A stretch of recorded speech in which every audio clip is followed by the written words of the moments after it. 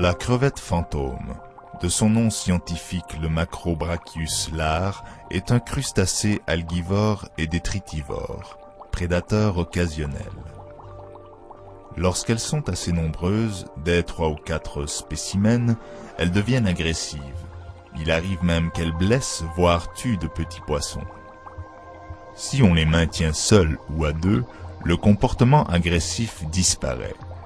Mais le stress les pousse à se cacher continuellement. Mieux vaut donc en maintenir un groupe avec des poissons suffisamment gros. Cette crevette est souvent confondue avec les jeunes punks de fin de semaine. Ces crevettes, qu'on appelle aussi poseurs, sont des jeunes qui essayent de s'intégrer au milieu punk, en s'habillant comme tel la fin de semaine pour aller voir des shows.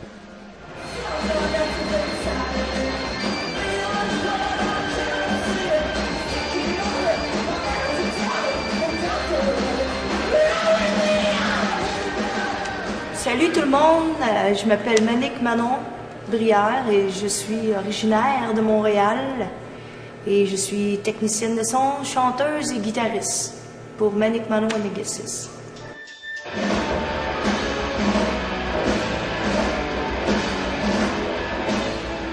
En 1979, l'année que Sid Vicious est mort, ben c'est la même année que ma mère est décédée, fait que moi j'ai fait ma rébellion, je me suis lancée dans le punk. C'est à cause que je tombais en amour avec un jeune punk, puis mon père il voulait pas que je sorte avec, fait que ça a empiré la chose, ça l'a envenimé que je suis devenue de plus en plus punk. Ça m'a pris à peu près 1 an, je me renseignais, je lisais les rock and folk, puis c'est ça, j'étais peut-être poseur au début, là, mais tout le monde commence de même.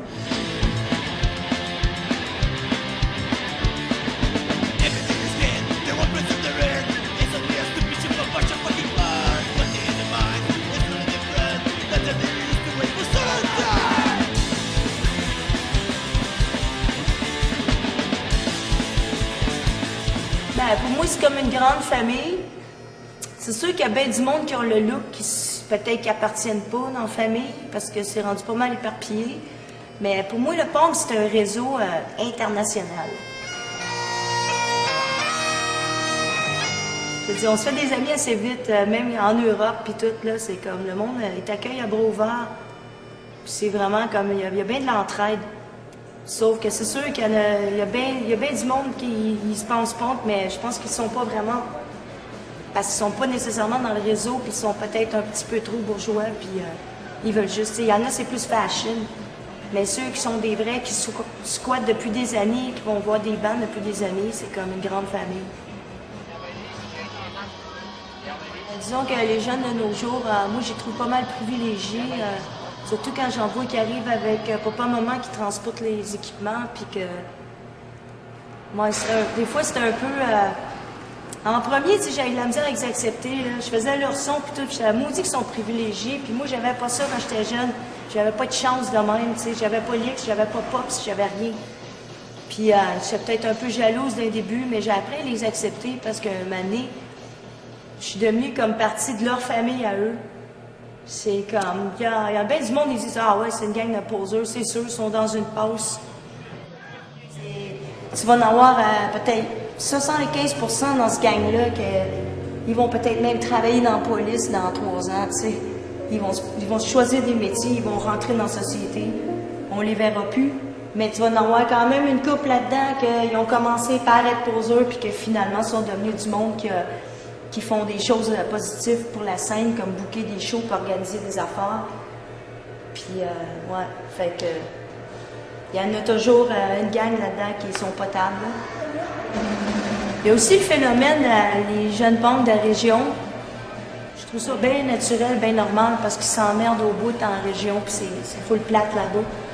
Fait qu'on dirait qu'ils sont un peu plus défoncés que nous autres, les punks de Montréal. Ben, c'est ça qu'ils ont l'air d'être, parce que quand ils descendent à Montréal, ben ils cassent tout, puis ils défoncent tout, puis... quelque part, ils se pensent bien cool, ils pensent qu'on va penser qu'ils sont cool, puis ils sont plus wow que nous, mais l'affaire, c'est que ce qui fait chier dans tout ça, c'est qu'après ça, ben c'est nous autres à Montréal qui se fait harceler par la police 2 fois plus, puis c'est nous autres qui mangent les coups après, puis les autres, ils retournent chez papa, maman, puis c'est bien beau. Fait qu'à quelque part, on sait qu'ils réalisent un peu c'est quoi qu'ils sont en train de faire, parce qu'on n'est pas une grosse poubelle ici.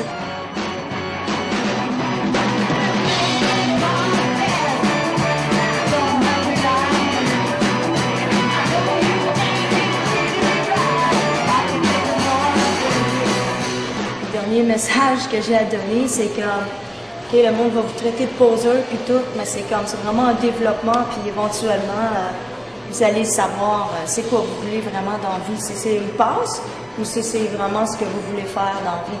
Mais l'affaire, c'est qu'il y a une vie à faire là-dedans. J'en suis la preuve vivante.